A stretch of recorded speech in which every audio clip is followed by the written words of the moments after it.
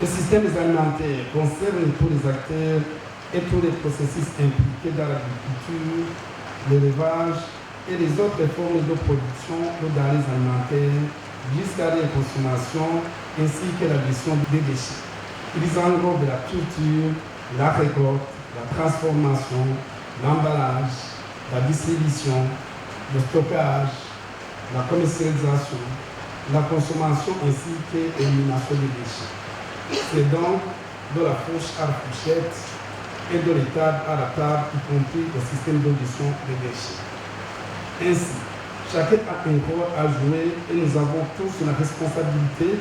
de veiller à ce que ces systèmes fonctionnent correctement sans laisser personne pour compte. Comme vous en êtes déjà au courant, le système des Nations Unies organise en septembre 2021 un sommet sur les systèmes alimentaires sous le terme, je cite, « La transformation des systèmes alimentaires est essentielle pour atteindre tous les objectifs de développement durable. » Le but de ce terme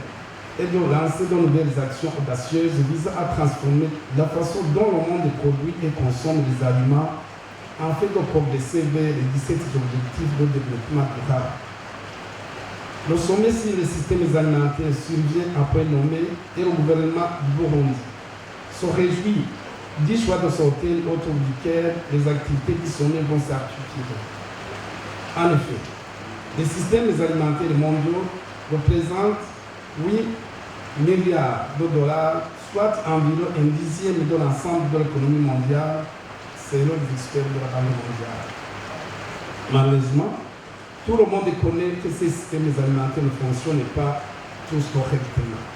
Certains états fragiles et inéquitables, comme nous l'avons constaté à travers le monde depuis la crise engendrée par la COVID-19. Voudriez-vous donc reconnaître que les systèmes alimentaires durables jouent un rôle important dans la garantie de la disponibilité et de l'accès à des aliments sains, nutritifs et abordables, dans la création des emplois et des moyens de subsistance décents, dans la contribution à un développement territorial équilibré et dans la protection de nos ressources naturelles et de notre biodiversité.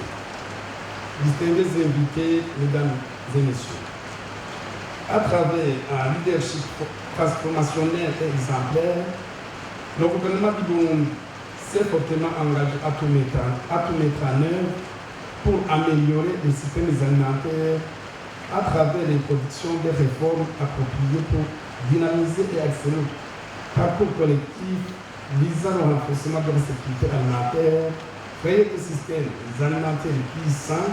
et préserver notre planète dans une dynamique multisectorielle, multisecteur et multiniveau. Ainsi, l'objectif de ce rassemblement officiel des concertations nationales est de modifier toutes les parties prenantes des systèmes alimentaires burundais, à contribuer de manière effective aux réflexions sur les politiques et des interventions à haut impact pour élaborer des voies nationales vers des systèmes alimentaires sains, durables, nutritionnels et résilients, afin que le Burundi puisse atteindre les objectifs nationaux et internationaux à travers un système de suivi et d'évaluation efficace. Au Burundi comme partout ailleurs, la problématique des systèmes alimentaires est à la fois complexe et urgente à résoudre par le cas d'une alimentation insuffisante aux maladies induites par l'alimentation, en passant par les gaspillages de plus d'un tiers de tous les aliments que nous produisons et résoudre les problèmes liés aux chaînes d'approvisionnement. Ces concertations nationales